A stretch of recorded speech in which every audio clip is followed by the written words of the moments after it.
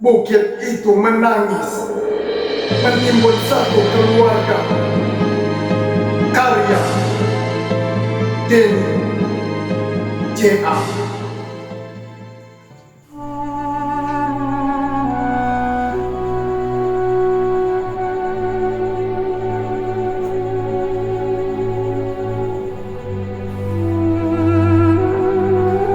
Aku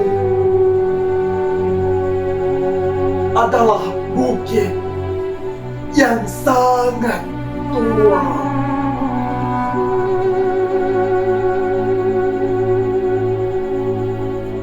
Jauh lebih tua dari riwayat semua keluarga yang pernah berteduh di bawah kakiku. Dulu, hutan tumbuh di dadaku menjadi untayan doa yang tidak pernah putus. Akar panjang menahanku, seperti tangan-tangan para leluhur yang menjaga dunia tetap seimbang.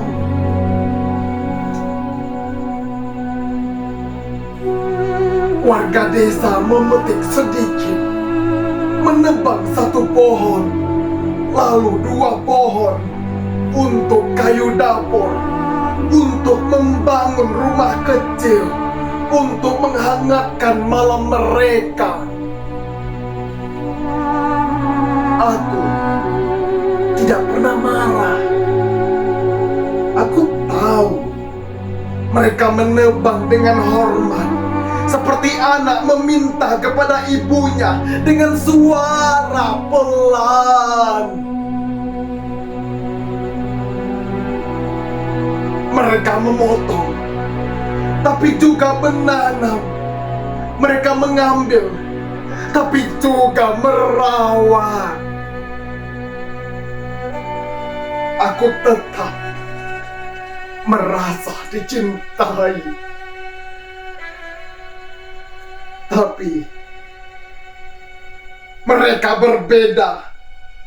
Gergaji tak lagi diayunkan oleh tangan desa.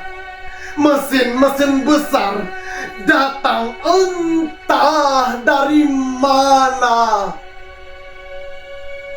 Suara logamnya dingin, tanpa nurani.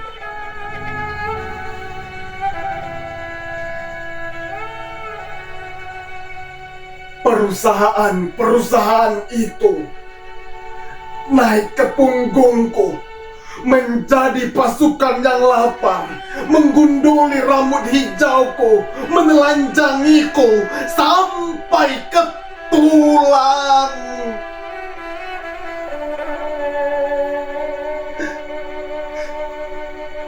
Setiap pohon yang tumbang menjadi angka dalam laporan laba, menjadi jembatan menuju rekening mereka, bukan menuju kehidupan.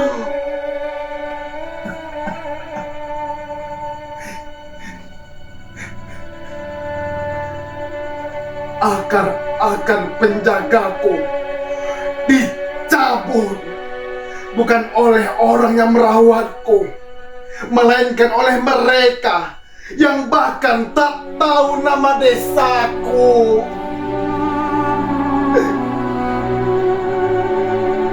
Para pekerja berseragam mengiris tubuhku seperti mengiris kue ulang tahun. Namun tak ada doa, tak ada permisi, tak ada terima kasih.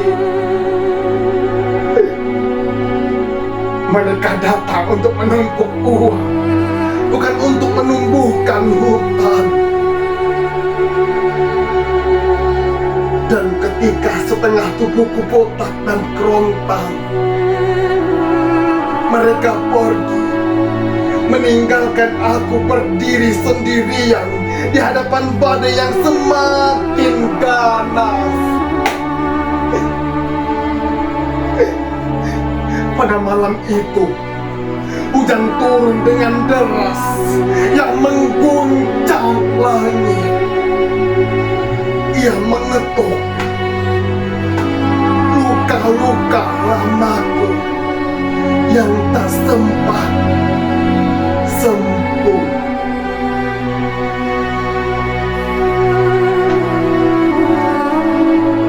Tanahku bergerak pelan.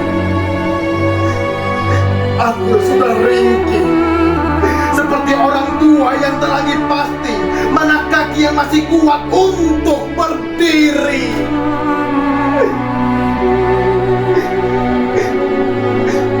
Aku mencari akar-akar yang dulu memelukku.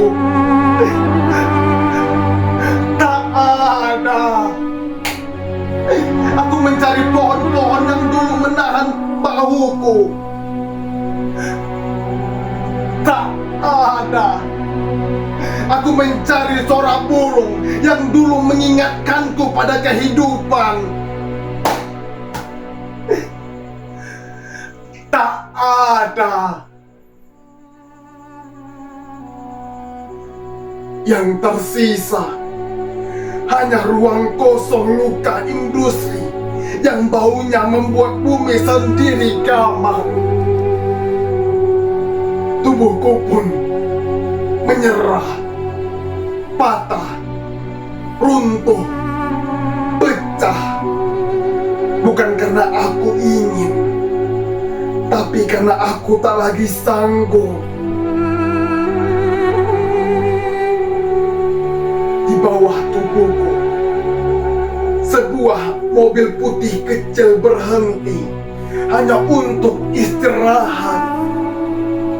Di dalamnya ada keluarga sedang menutup hari panjang dengan tawa kecil yang lembut.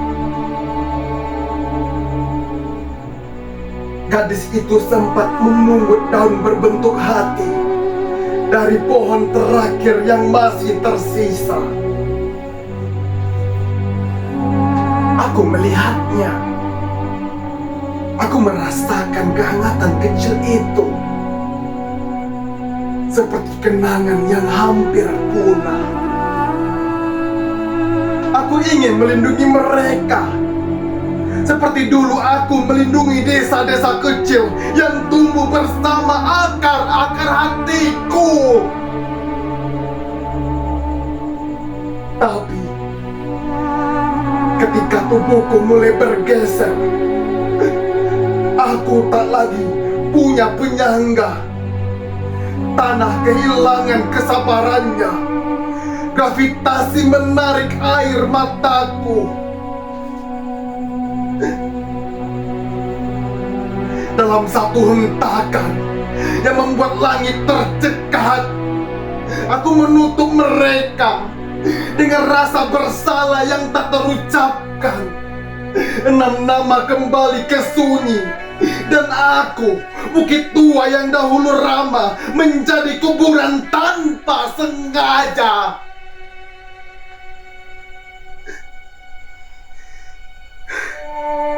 Ketika aku runtuh, kampung-kampung kecil ikut hancur.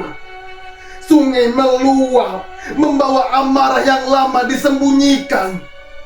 Jembatan patah karena janji yang tak pernah ditepati. Rumah-rumah terbalik menjadi hidup yang dikocok oleh tangan raksasa. Orang-orang berkata, hujan terlalu deras, tanah tak kuat, ini musibah. Tidak, ini bukan musibah, ini cermin raksasa. Bukan hanya hujan yang turun malam itu, tetapi kontrak-kontrak bisnis yang dulu ditandatangani tergesa, jatuh satu persatu dari langit sebagai batu dan batang mati. Di balik setiap meter tanah yang melorot, ada tanda tangan yang menjelma longsor ada stempel yang berubah menjadi arus banjir, menelan nama-nama di kartu keluarga. Kini aku terbaring, separuh hilang, separuh menjadi kubur. Namun yang paling hilang bukan lahanku, melainkan keyakinanku bahwa manusia masih mampu membedakan kebutuhan dari keserakahan.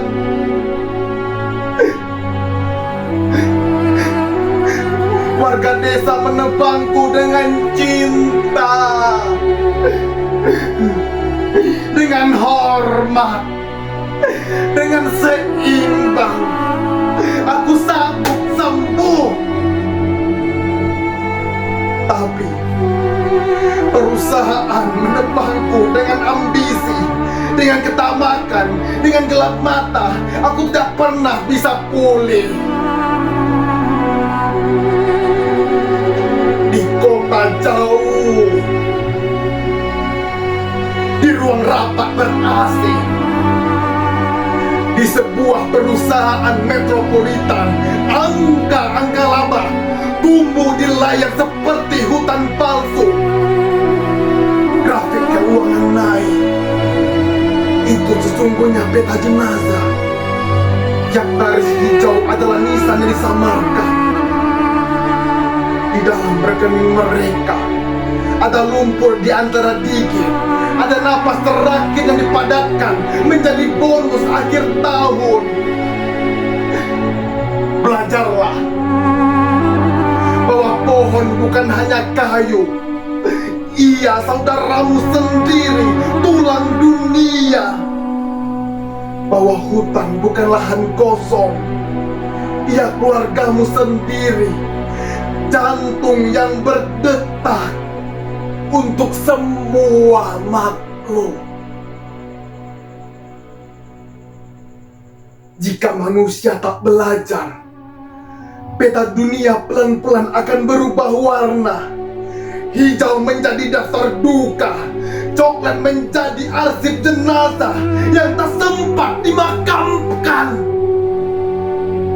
Di langit, awan akan menyalin diri menjadi fotokopi surat protes yang tak pernah kalian baca, turun sebagai hujan yang menghapus alamat rumah dari setiap kartu keluarga. Dan bumi yang selama ini diam akan semakin marah, karena ia ibu kandung yang kalian khianati.